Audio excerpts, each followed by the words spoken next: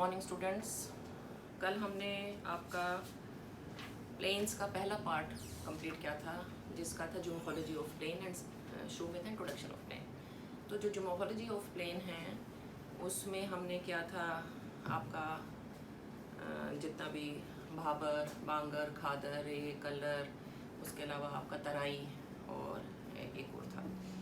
आज हम जो कर रहे हैं वो है regional divisions of plain, great plain. ये आपके सामने पूरा ग्रेड प्लेन बना रखा है, मैप में आपको दिखाई दे रहा है। इस ग्रेड प्लेन को हम जो है रीजनली अगर हम देखते हैं तो इसको हम 4 भागों में बांटते हैं। पहले का नाम है द राजस्थान प्लेन, दूसरे का पंजाब हरियाणा प्लेन, तीसरे का गंगा प्लेन और चौथे का ब्रह्मपुत्रा प्लेन। ये 4 प्लेन्स हैं रीजनली, जिनको कि हम बांटकर 4 भागों में करके पूरे प्लेन को बांटते हैं। सबसे पहले द राजस्थान प्लेन, आपको देखकर पता चलता है जो राजस्थान प्लेन है वो राजस्थान में है। इसको हम थार डेजर्ट या ग्रेट इंडियन डेजर्ट है उसके वो इसके वेस्ट पर पड़ता है। और ये जो वेस्टर्न राजस्थान प्लेन है ये आपका काफ़ी सारा राजस्थान और कुछ पाकिस्तान के एरिया को कवर करता है। जो ये पूरा प्लेन है और ये जो डेजर्ट है ये लगभग 650 किलोमीटर लंबा और 250 से 300 किलोमीटर चौड़ा है। इसका जो टोटल एरिया है वो 1.75 लाख यानी कि 1,75,000 किलोमीटर इंडिया में पड़ता है, जबकि टोटल ये जो 2 लाख स्क्वायर किलोमीटर है जो बाकी इसका पाकिस्तान में पड़ता है। इसकी जो एवरेज एलिवेशन है वो 325 मीटर है। अब आप इससे अंदाज़ा लगा सकते हैं कि हमारा जो टोटल अगर हम प्लेन की बात करते हैं तो हमारा ये वाला पोर्शन है, ये बहुत ही ज़्यादा प्लेन एरिया है। ये सिर्फ 200 मीटर एलिवेशन मैंने आपको जनरल बताई थी प्लेन एरिया में, लेकिन जो वेस्टर्न हमारा राजस्थान का प्लेन है उसकी 325 मीटर एलिवेशन है। और इसको अगर आप मेरे से पूछेंगे तो मैं इसको 2 भागों में बांटूंगी, एक मैं कहूँगी मरुस्थली और एक मैं कहूँगी राजस्थान बागर। मरुस्थली है जो राजस्थान का बिल्कुल एक्सट्रीम वेस्टर्न पार्ट है। आपको ये भी पता होगा कि राजस्थान में इस तरफ जो यूपी की तरफ पड़ता है वो ग्रीनर पोर्शन है, सेमी एरिड है, और जो ये वाला है ये प्रॉपर थार डेजर्ट है, ये एरिड है, ये डेजर्ट है, ये बिल्कुल ड्रायर पार्ट है। तो जो हमारा वेस्टर्न साइड है उसको हम मरुस्थली कहते हैं। इसकी जो इसमें एक बहुत ही इंपॉर्टेंट चीज़ निकल कर आती है जिसको हम सैंड ड्यून्स कहते हैं या धोरे कहते हैं, धारियन कहते हैं। ये शिफ्टिंग ड्यून्स होते हैं और जो इसका मरुस्थली का वेस्टर्न पार्ट है वो सैंड ड्यून्स रखता है और जो ईस्टर्न पार्ट है वो काफ़ी रॉकी है। इसके नीचे से आपको इन रॉक्स में या डेजर्ट के नीचे जो रॉक्स निकलती हैं उनमें आपको ग्रेनाइट की इनकी रॉक्स दिखाई देती हैं, जिससे पता चलता है कि पेनिनसुलर इंडिया का ही पठार का ही एक एक्सटेंडेड पार्ट है। सॉरी, जो राजस्थान प्लेन है उसका 2/3 जो डेजर्ट का जो एरिया है वो अकेले राजस्थान में पड़ता है, जो बाकी 1/3 है वो हरियाणा, पंजाब और गुजरात में पड़ता है।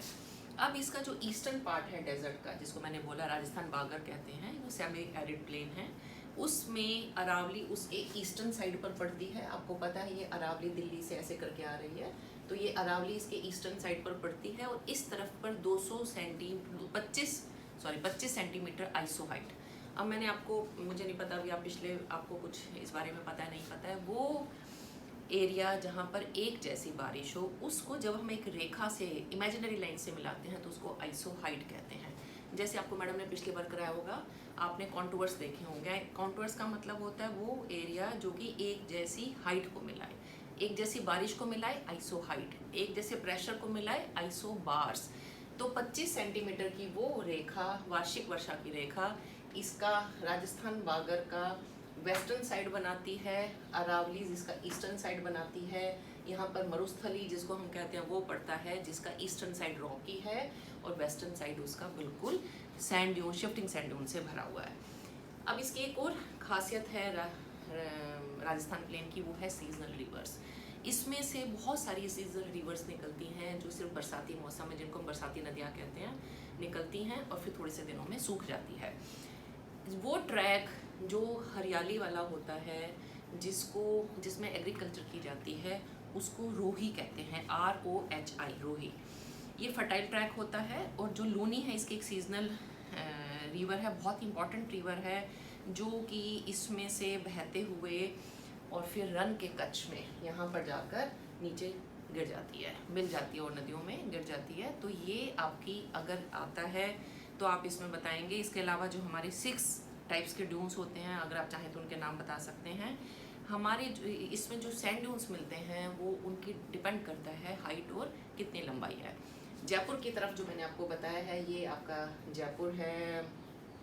ये यहाँ पर जो सैंड ड्यून्स है वो छोटे होते हैं, लगभग 8 किलोमीटर लंबे, 8 मीटर हाइट। और बाड़मेर डिस्ट्रिक्ट यहाँ पर जो है ये 30 मीटर हाइट के, एक जो छत है हमारी उसकी on an average 10 metre height होती है। अब आप इमेजिन करें, इस छत से 3 गुना ऊंचा बाड़मेर में आपको सैंड ड्यून मिलेगा, जबकि जो जयपुर में मिलेगा वो 8 मीटर हाइट का मिलेगा। इसकी लंबाई है वो वेरी करती है, 5 से लेकर 10 किलोमीटर तक का सैंड ड्यून लंबा हो सकता है। इसके बाद है आपका जो इसमें एक और चीज़ बहुत निकल कर आती है इम्पॉर्टेंट, वो है सॉल्ट लेक्स, जिनको हम कहते हैं नमकीन पानी की लेक्स, झीलें। इनमें से आपको कॉमन सॉल्ट जिसको हम खाते हैं और दूसरे अलग तरह के सॉल्ट्स मिलते हैं। सबसे बड़ी जो झील है उसका नाम है सांभर झील, जो कि जयपुर से 65 किलोमीटर दूर पड़ती है। इसकी जो एवरेज विड्थ है वो बारिशों में 3 से 8 किलोमीटर इसकी जो विड्थ हो जाती है, और इसका जो एरिया है वो 225 स्क्वायर किलोमीटर हो जाता है बारिशों में, ड्राई सीजन में सुकुड़ जाती है। और इसके अलावा ये जो आपकी झील है ये लगभग 360 मीटर ऑल्टीट्यूड पर स्थापित है। अब मैंने आपको जो पहला प्लेन बताया है जिसका नाम है द राजस्थान प्लेन, इस प्लेन को आप 3-4 चीज़ें मेन बताएंगे। सबसे पहले इसको मरुस्थली और राजस्थान बागर में बांटते हैं। नंबर 2 पर इसमें सीजनल रिवर्स मिलती है, जिसमें सबसे इंपॉर्टेंट रिवर, सबसे बड़ी रिवर का नाम लूनी रिवर है। नंबर 3 पे एक छोटा सा क्वेश्चन बनता है, रोही किसको कहते हैं? ROHI, fertile tract that is found in Rajasthan या डेजर्ट एरिया। उसके बाद एक आपका आता है सैंड ड्यून्स कौन से होते हैं, शिफ्टिंग सैंड ड्यून्स क्या हैं, कहाँ पर मिलते हैं, कितनी ऊंचाई है, कितनी चौड़ाई है और कितनी लंबाई है, उसके अलावा कितनी तरह के होते हैं। और उसके बाद एक और जो निकल कर आता है उसका नाम है कि आपकी सॉल्ट लेक्स, जिसमें कि सांबर सबसे बड़ी है, डिडवाना दूसरी है, सरगोल तीसरी है, डिगाना चौथी है, 2-3 और लेक इसमें आपको लेक्स मिल जाएंगी। तो ये पूरा आपका एक या तो 2 नंबर का क्वेश्चन बनेगा कि राजस्थान प्लेन के बारे में लिखिए, या आपका एक क्वेश्चन आ सकता है कि शिफ्टिंग सैंड ड्यून्स या सरकते हुए बालू के टिब्बों से आप क्या समझते हैं, या आ सकता है कि नमकीन झीलें कहाँ पर पाई जाती हैं, आप उनके बारे में बताएं। तो आप ये छोटा क्वेश्चन या बड़ा क्वेश्चन कोई बड़ा आएगा तो उसमें से आप इसका एक पार्ट जो है ये लिखेंगे। दूसरा हमारा प्लेन आता है जिसको हम कहते हैं पंजाब हरियाणा का प्लेन। आपको नाम से पता चल रहा है इसमें 2 स्टेट्स आती हैं, एक है पंजाब, नंबर 2 पर है हरियाणा। इसकी जो टोटल इसका एरिया है वो है 660 स्क्वायर किलोमीटर, जबकि जो पहले वाला आपका राजस्थान प्लेन था उसका जो एरिया था वो था 650 स्क्वायर किलोमीटर। इसके बाद आपका इसमें ये नहीं बेटा, थोड़ा सा गलत है कि ईस्ट से लेके नॉर्थ ईस्ट तक, यानी कि इस तरह से ये 650 स्क्वायर किलोमीटर लंबा है, और वो 650 वो भी आपका 650 किलोमीटर लंबा था। और इसका जो टोटल एरिया है वो है 1.7 लाख स्क्वायर किलोमीटर। उसका भी आपका जो था वो था 2 लाख स्क्वायर किलोमीटर। मैं दोबारा से बता रही हूँ, जब हम लंबाई की बात करते हैं हम किलोमीटर में करते हैं, जैसे 650 किलोमीटर, और जब हम एरिया की बात करते हैं तो लंबाई गुना में चौड़ाई करके तो उसको हम स्क्वायर किलोमीटर्स में करते हैं। तो ये total area 1.7 lakh square kilometre का कवर करते हैं। इसकी जो ईस्टर्न बाउंड्री है वो हरियाणा में यमुना रिवर है जो इसकी ईस्टर्न बाउंड्री को बनाती है, यानी यहाँ से लेकर और ये वाला जो प्लेन एरिया है इसको हरियाणा पंजाब का प्लेन कहते हैं। इसकी जो एवरेज एलिवेशन है 250 मीटर है, और इसमें आपकी 5 रिवर्स हैं जो कि दोआब बनाती हैं। अब आपको ये बहुत इंपॉर्टेंट क्वेश्चन है, 2 नंबर के लिए भी 5 नंबर के लिए भी, बड़े क्वेश्चन के में भी इसमें आएगा, और आप इसका मैप भी बनाएंगे। अब आपका जो अगला काम मैंने आपको बता रखा है प्लेन एरियाज बनाना, उनका मैप बनाना, तो उसमें जब आप देखेंगे पंजाब, पंजाब का मतलब ही है 5 आबों का प्रदेश। आप का मतलब पानी, 2 आपका मतलब 2 नदियों के बीच का पानी, 5 का मतलब पंजाब का मतलब 5 नदियों के बीच का प्रदेश। अब यहाँ पर कौन कौन सी नदियाँ हैं? सबसे पहले मैं जो हम शुरू करेंगे सबसे नीचे से करेंगे, जिसका नाम है बिस्त जालंधर। इसका मतलब है ब्यास और सतलुज नदी के बीच का एरिया है, वो इस प्लेन में आता है। दूसरा इसमें प्लेन में जो पड़ता है वो है बारी, यानी कि ब्यास और रावी नदी। फिर पड़ता है राचना, राचना का मतलब है रावी प्लस में चिनाब। फिर पड़ता है छज, छज का मतलब है चिनाब प्लस में झेलम। और लास्ट में बनता है सिंध सागर दोआब, यानी झेलम प्लस में चिनाब एक और साथ में सतलुज, यानी झेलम और चिनाब प्लस में सतलुज। अब आप दोबारा देख लें, अगर आप लिखते हैं बारी तो आप ब्यास और रावी, अगर आप लिखते हैं बिस्त तो इसका मतलब है आपका ब्यास और सतलुज। अगर आप लिखते हैं छिज, इसका मतलब है चिनाब और झेलम। अगर आप लिखते हैं राचना तो इसका मतलब है रावी प्लस में चिनाब। और लास्ट में आपका सिंध सागर दोआब का मतलब है झेलम प्लस में चिनाब एक तरफ और इंडस ये। इन पांचों के बारे में आप ये ऐसे 5 लिख कर आएंगे और फिर उसके बाद आप इनके बारे में बताएंगे कि किस किस रिवर से मिलकर ये दोआब बने हैं। इन पांचों रिवर के जो नदियों के दोआब है उनको मिलकर पंजाब प्लेन बना है।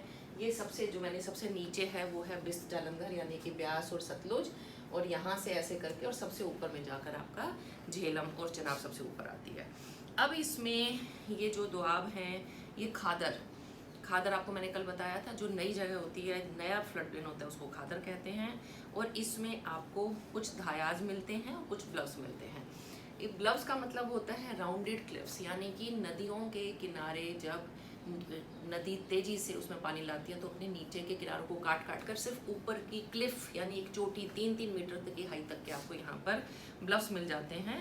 और ये आपकी इसकी मेन खूबी है, जब आपसे कोई पूछेगा कि आप पंजाब प्लेन, हरियाणा प्लेन के बारे में बताएं, तो आप बताएंगे कि ये 5 नदियों से मिलकर बना है और उन 5 के बारे में डिटेल में बताएंगे। इनमें खादर प्लेन ज़्यादा है, यानी कि बहुत फर्टाइल नई फ्लड प्लेन है, नई मिट्टियों का हर साल बनता है, और उसके अलावा यहाँ पर ब्लफ्स भी दिखाई देते हैं।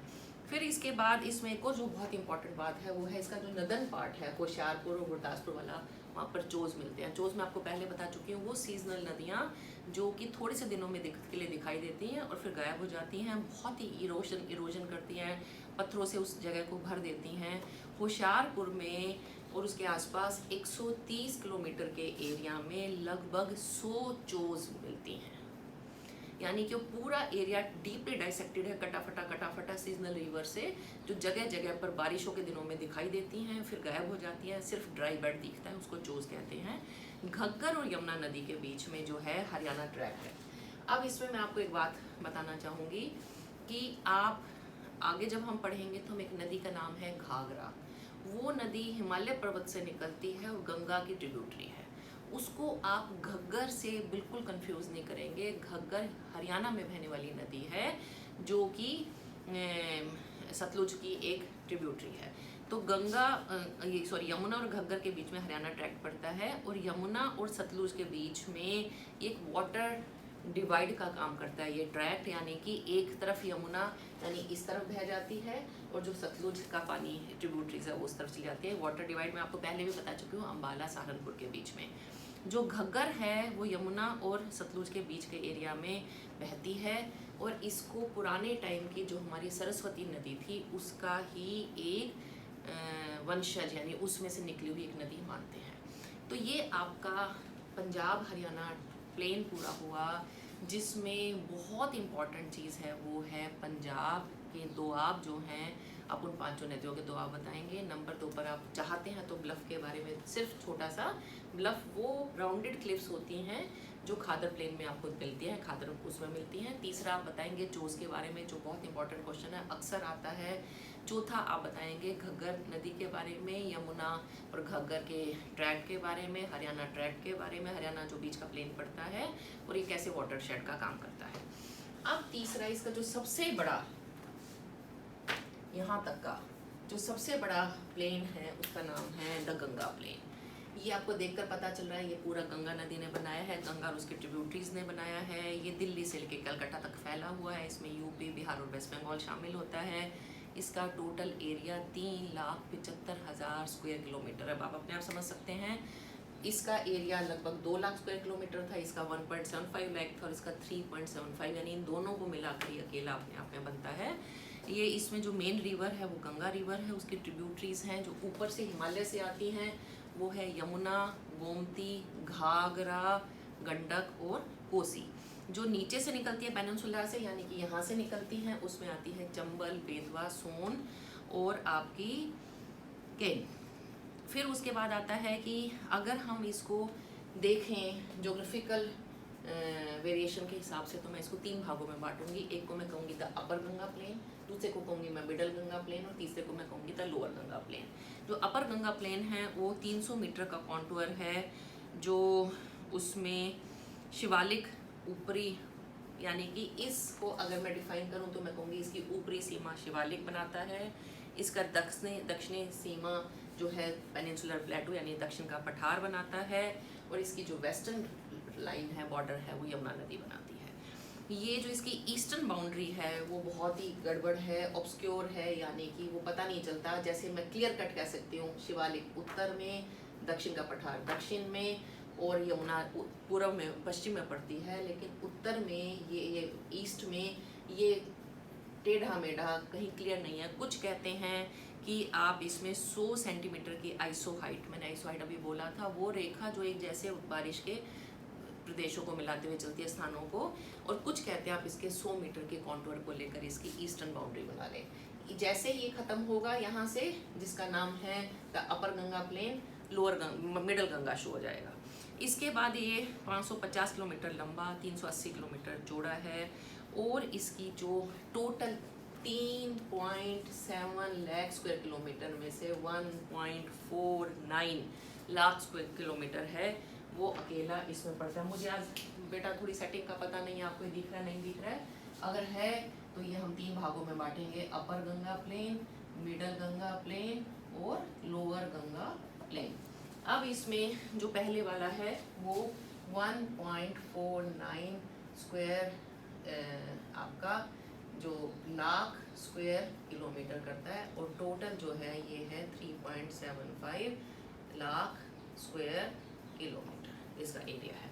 इसके बाद जो इसमें गंगा में इस प्रदेश में गंगा की ट्रिब्यूटरीज यमुना, रामगंगा, शारदा, गोमती और घाघरा, ये सारी यहाँ से निकल कर इसमें से मिलती हैं। एवरेज जो इसका ग्रेडियंट है, यानी कि ये किस गति से, मैं आपको पहले ही बता दूं कि जो ये प्लेन है ये धीरे धीरे धीरे धीरे लो होता चला जाता है, यानी इसकी हाइट कम होती चली जाती है। यहाँ पर इसकी हाइट 25 सेंटीमीटर हर 1 किलोमीटर पर कम हो रही है, यानी इसकी जो ढलान है वो वेस्ट से ईस्ट की तरफ है, और यहाँ पर इसकी जो हाइट है वो 25 सेंटीमीटर हर किलोमीटर पर कम होती है। वैसे भी आपको अपने आप पता होगा कि नदी हमेशा ऊंचाई से निचाई की तरफ बहती है, तो ऑब्वियस है कि ये सारी जो ढलान है ये इस तरह से है, तभी सारी नदियाँ ऐसे आ रही हैं।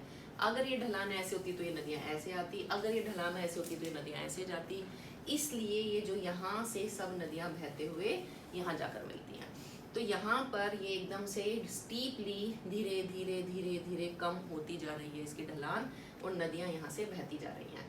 लेकिन जितनी तेजी से ये यहाँ से आती थी हिमालय पर्वत से, यहाँ पर ये धीरे धीरे जैसे ही ढलान कम होगी नदियाँ स्लगिश हो जाएंगी, यानी नदियाँ ढीली पड़ जाएंगी। उनमें जो प्रवाह है, जो उनका वेग है, जो उनका फ्लो है, जो उनकी स्पीड है, जो उनका वॉल्यूम है, वो सब कुछ कम हो जाता है। तो यहाँ पर इसमें तराई भाबर, इसकी जो बहुत सारी कुछ खूबियाँ हैं, उनमें से अगर कोई मेरे से पूछेगा main characteristics of upper Ganga plain, तो सबसे पहले मैं बताऊंगी यहाँ पर बहुत ही प्रोमिनेंट तराई प्रदेश है। मैं बार बार रिपीट नहीं करूँगी, आपको तराई पता है क्या होता है। नंबर 2 पर यहाँ पर भाबर मिलता है, आपको भाबर प्रदेश भी पता है क्या होता है। यहाँ पर रिवर मेंडरिंग होती है। रिवर मेंडरिंग का मतलब होता है विसर्पाकार, मैंने आपको पहले भी बताया हुआ था, आज एक बार दोबारा बता देती हूँ बेटा, अगर आपको ये दिख रहा है तो। अगर कोई नदी ऐसे बह रही है और यहाँ पर कोई ऑब्स्टिकल आ जाता है, तो नदी इसके साथ से ऐसे मुड़कर फिर दोबारा से ऐसे चलती है। फिर अगर कोई यहाँ पर ऑब्स्टिकल आ जाता है तो नदी इसके ऊपर से होकर ऐसे चलती है। फिर यहाँ पर कोई अगर ऑब्स्टिकल यानी कोई रुकावट आ जाती है तो नदी ऐसे चलती है। फिर यहाँ कुछ आ जाता है तो नदी इसके साथ से होकर ऐसे चलती है। तो धीरे धीरे ये इसको रिवर मेंडरिंग या विसर्पाकार नदी कहते हैं। ये आपको कभी भी ऊपर पहाड़ों पर नहीं मिलेंगी, मैदानों में मिलती है। ऊपर पहाड़ों पर नदी सीधा आती है क्योंकि फ्लो होता है।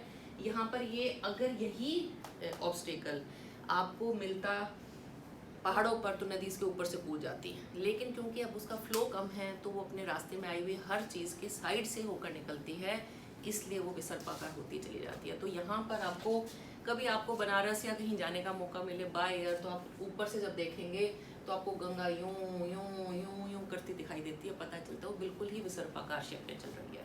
इसी तरह से इसमें एक मिलते हैं ब्लफ्स, जो मैं आपको बता चुकी हूँ। ऑक्सबो लेक का, जिसको हम गोखुर झील कहते हैं, वो थोड़े से दिनों में क्या होगा, जब नदी ऐसे ऐसे ऐसे ऐसे ऐसे करेगी, यानी कि ये बहेगी, तो थोड़े से दिनों में जो ये वाला पोर्शन है, यहाँ से नदी कट कर सीधा फिर से बहना शुरू कर देगी ऐसे। तो ये जो पानी रह गया, ये देखें आप, ये गाय के खुर की तरह दिखता है, और ये जो है आपका पानी, मुझे आज लगता है शायद आपको कम दिख रहा है ये,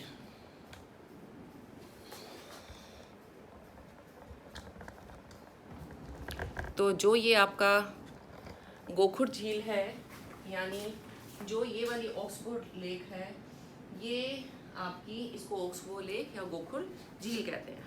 उसके बाद आपका भूड़ मिलते हैं यहाँ पर, और आपकी छोड़ी हुई नदियों ने अपने जो रास्ते छोड़े, जिनको अबंडेंट रिवर कोर्स कहते हैं इंग्लिश में, यानी नदियों के वो रास्ते जो छूट गए हैं, नदियों ने अलग बना लिए हैं, वो खाली पड़े रह गए हैं, वो सब यहाँ के मेन फीचर्स हैं। इसमें खादर बहुत बड़ी मात्रा में, 55 किलोमीटर कहीं कहीं पर तो चौड़ा है खादर, और इस कारण से जितना बड़ा फ्लड प्लेन होगा, ऑब्वियस है वहाँ पर बहुत ज़बरदस्त डेवस्टेटिंग फ्लड्स आती हैं। तो यहाँ पर ज़बरदस्त फ्लड्स आती हैं। खादर यहाँ पर ये पूरा एरिया ही सारा फ्लड प्रोन है, ये क्योंकि आपको अपने आप पता चला, क्योंकि ये बहुत लो लाइंग है। इसके बाद हम दूसरी बात करते हैं, जिसका नाम है मिडल गंगा। मिडल गंगा जो प्लेन है वो ईस्टर्न यूपी, यानी कि यूपी के ईस्टर्न पार्ट में और बिहार में, ये वाला जो पोर्शन है इसको मिडल गंगा प्लेन कहते हैं। 600 किलोमीटर ये लंबा है, 330 किलोमीटर ये चौड़ा है। इसकी टोटल जो एरिया है वो है 1.44 लाख स्क्वायर किलोमीटर। ऊपर इसके हिमालयाज, दक्षिण में इसके पेनिनसुलर प्लेटू, और ईस्ट और वेस्ट में ये ज़्यादा इल डिफाइंड है, इसकी बाउंड्री क्लियर नहीं है। अगर आप मेरे से पूछेंगे तो अगर मैं ये कहती हूँ ये अपर गंगा, ये मिडल गंगा, तो यहाँ पर हिमालय पर्वत, यहाँ पर पेनिनसुला, यहाँ पर मैंने आपको बताया था 100 सेंटीमीटर की आइसो हाइट या 100 मीटर का कॉन्टूर, और ये भी वेस्टर्न जो इसका जो ईस्टर्न पार्ट है वो भी क्लियर नहीं है कि इसको आप कैसे डिफाइन करेंगे। 75 मीटर का कॉन्टूर नॉर्थ ईस्ट की तरफ, यानी कि यहाँ पर, और 30 मीटर का जो कॉन्टूर है वो साउथ ईस्ट की तरफ, ये इसकी ईस्टर्न बाउंड्री को डिफाइन करता है। इसके बाद ये बहुत ही लो लाइन प्लेन है, कोई भी पूरे इस प्लेन में 150 मीटर से ऊपर की एलिवेशन का आपको कोई जगह नहीं दिखाई देगी। घाघरा, गंडक, कोसी यहाँ की मेन रिवर्स हैं, और ये नेपाल से की तरफ से, हिमालय से आती हैं, और नेपाल के फुट हिल को इन्होंने लगभग 2000 मीटर एलुवियम से भरा पड़ा हुआ है। यानी इन्होंने इतना सेडिमेंट जमा कर रखा है कि नेपाल का जो हिमालय के फुट हिल में नेपाल के पास लगभग 2000 मीटर तलछट की आपको मोटी वो मिलती है। बहुत ही स्लगिश होती हैं रिवर, मैंने आपको बताया, रिवर्स हैं टेढ़ी मेढ़ी चलती हैं, लेवाइस बनाती हैं, मेंडरिंग रिवर, मेंडरिंग यानी विसर्पाकार करती हैं, ऑक्सबो लेक करती हैं, बहुत दलदली भूमि बनाकर छोड़ती हैं, उसके बाद ब्लफ्स बनाती हैं। यहाँ पर जो आपकी कोसी रिवर है वो बहती है, जो 1736 में जिस जगह पर बह रही थी, आज वहाँ से 110 किलोमीटर आप लगाएं, यहाँ से भिवानी मेरे ख्याल से, तो आप ये देखें कि यहाँ से लेकर भिवानी तक इतनी दूर, और हो सकता है ज़्यादा भी हो, तो इतनी दूर 110 किलोमीटर का वो आज अपने वेस्ट में शिफ्ट हो चुकी है 1726 यानी 250 साल में। तो आप ये देखें कि वो इतना ज़्यादा, क्योंकि अपनी कोर्स को बदलती है, अपने रास्ते को बदलती है, जितना ज़्यादा नदी रास्ता बदलेगी उतनी तबाही लाएगी, उतनी फ्लड्स लाएगी। इसीलिए जो कोसी रिवर है उसको सोर ऑफ बंगाल भी कहा जाता था, सोर ऑफ बिहार कहा जाता था, और वो 24 घंटे में कभी कभी उसमें 10 मीटर, यानी देखें इतना ऊंचा एकदम से पानी का लेवल 24 घंटे में ही बढ़ जाता है। जब वो इतना पानी भरेगा, वो बाहर निकलेगा किनारे तोड़कर, तो क्या हाल मचाएगा। अब नेपाल के साथ मिलकर भारत सरकार ने उसके ऊपर बांध बनाकर उसको काफ़ी हद तक टेम करने की कोशिश की है।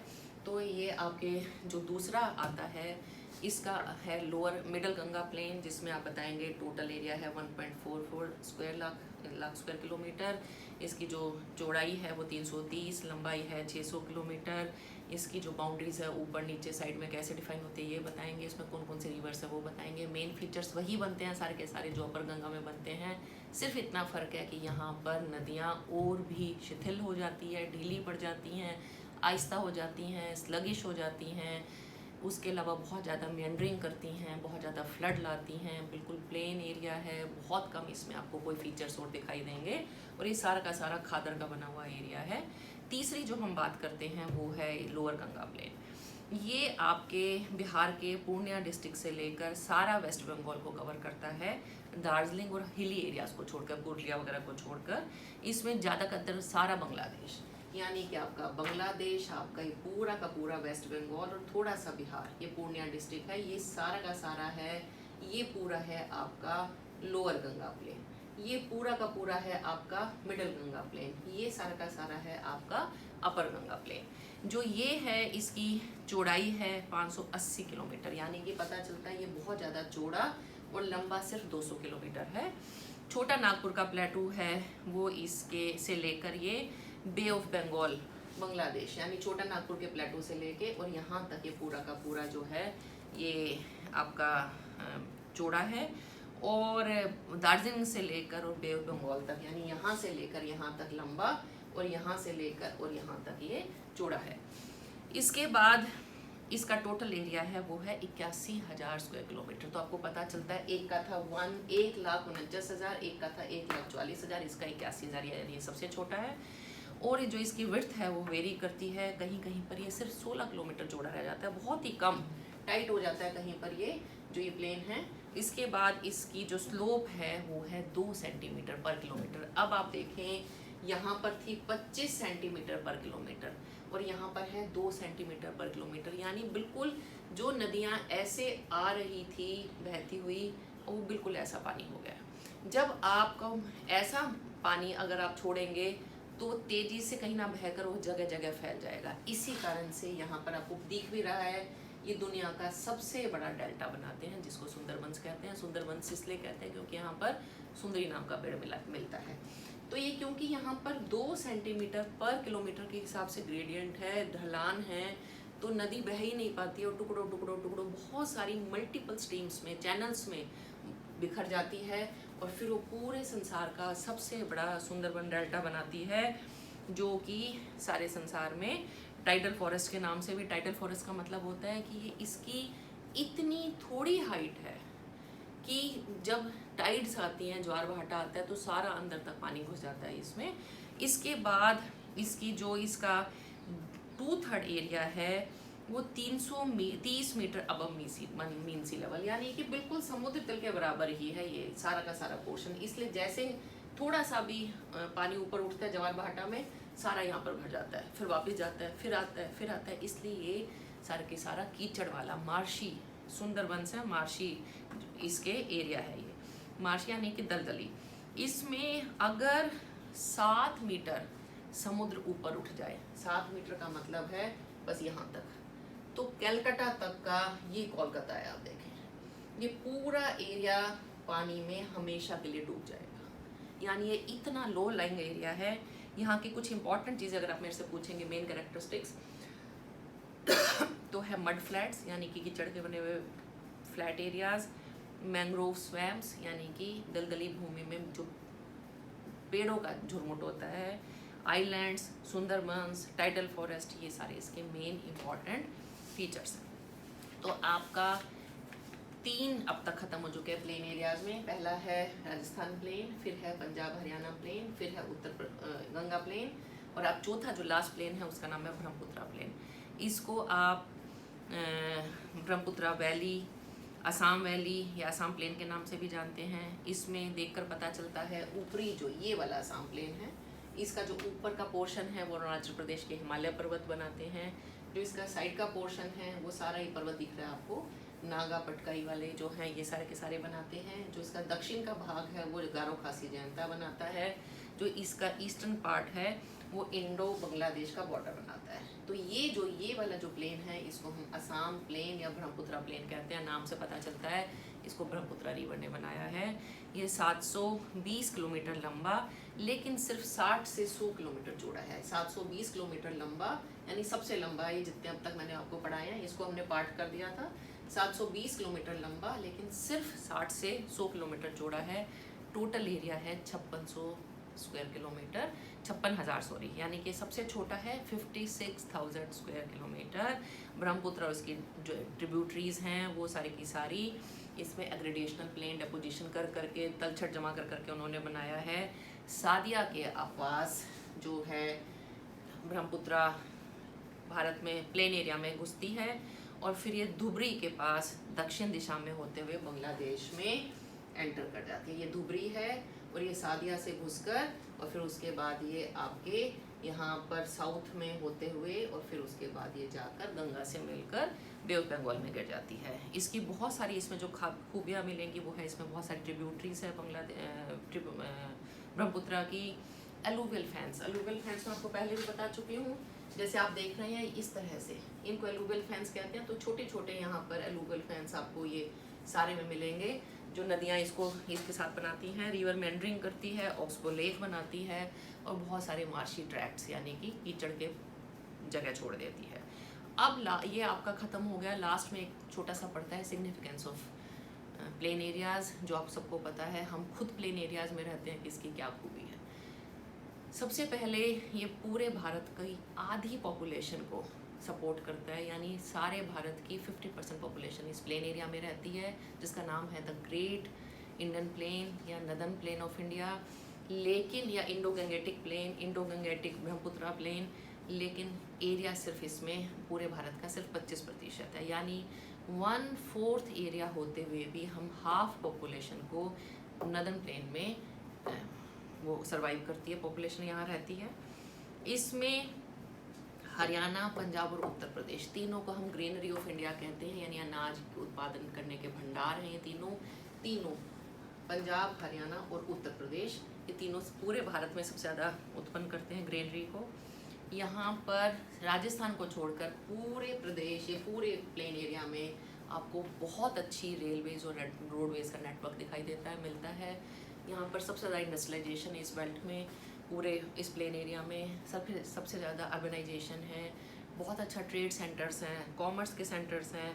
इसके अलावा यहाँ पर बहुत बड़े बड़े रिलीजियस, आपको जितने भी वाराणसी, काशी, इधर द्वारका वाला आपका आ जाता है, जितने भी राजस्थान के आपके टेम्पल्स हैं, हरियाणा से होते हुए आपके पास जितने भी बड़े बड़े टेम्पल्स हैं, रिलीजियस प्लेसेस हैं, आपका बुद्ध धर्म के जो आपका गया है, पटना है, ये सारे के सारे आपको यहाँ पर मिलते हैं। इसके अलावा जैन धर्म के यहाँ पर आपको बहुत सारे रिलीजियस प्लेसेस मिलते हैं। तो ये आपका अगला टॉपिक ख़त्म हो गया, जिसका नाम था the north plain of India या ग्रेट नदर्न प्लेन्स या उत्तरी भारत का वैशाल मैदान। अब आपकी जो अगली वीडियो में डालूँगी वो डालूँगी मैं पेनिनसुलर इंडिया की, यानी ये वाला।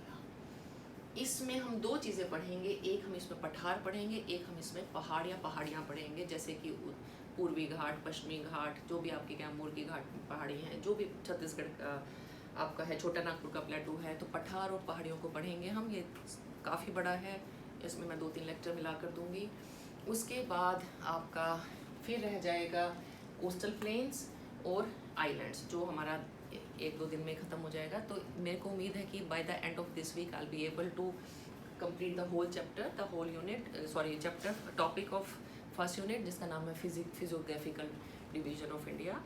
उसके अलावा अब आपकी कोई क्वेरीज़ हैं, आप मेरे को पूछ सकते हैं, आप मेरे को मैसेज कर सकते हैं, आप ग्रुप पर लिख सकते हैं। फिर इसके बाद मोस्ट प्रोबेबली जब 4th के बाद हमारे को शायद हम फिज़िकली भी कॉलेज में 2 दिन आपको बुलाया करेंगे, मीट होएगी हमारी। और उसके अलावा मैं आपको गूगल मीट पे भी पढ़ाना शुरू करने वाली हूँ नेक्स्ट वीक से। तो आप अपने नेट कनेक्शंस, अपने लैपटॉप, जिस पर भी करना चाहते हैं तैयारी कर लें, ताकि हम 1-to-1 चैट कर सकें। आप चैट बॉक्स में लिख सकें, आप मेरे को बता सकें। तो हम गूगल मीट भी ट्राई करेंगे। इस साल हम बहुत कुछ एक्सप्लोर करेंगे, ऑनलाइन ऑफलाइन।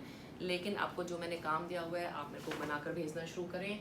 इसका सारा मैप और इसके सारी टेबल जो मैंने आपको बताई है, चार्ट बनाई है, आप उसको करेंगे।